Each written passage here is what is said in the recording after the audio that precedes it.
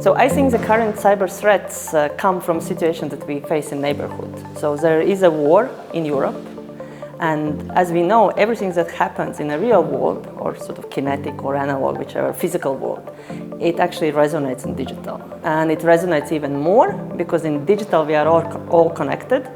We are all much easier to be reached. You know, if physically you have to go with tanks or planes and bombs, you know, digitally all it takes is just a few clicks on internet for bad guys to access everyone.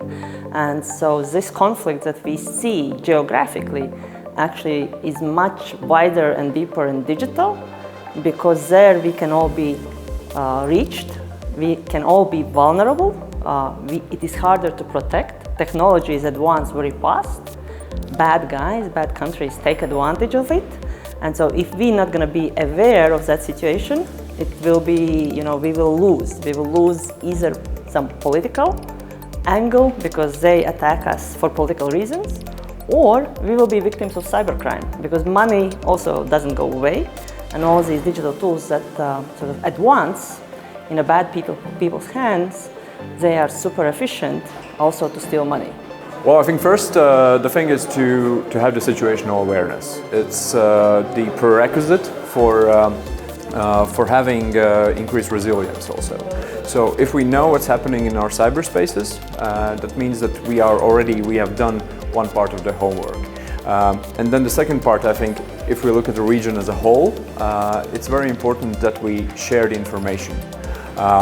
Especially in the cybersecurity field, information sharing is the key to success. If we do not share, we are risking with the possibility that there will be attack that can spread over, it can spill over to other states, and we won't even know about it. And if we would have shared that information, we could have avoided it. I think we are already a leading voice in Europe when it comes to cybersecurity. When you see the number of attacks, the number of sophistication of these attacks, the number of money that government is actually spending, the number of funds that private companies are dedicating to cybersecurity, I think this is already an issue that Poland could become number one. Obviously, when there is a threat, there is a need for more activities, and it's a never-ending story.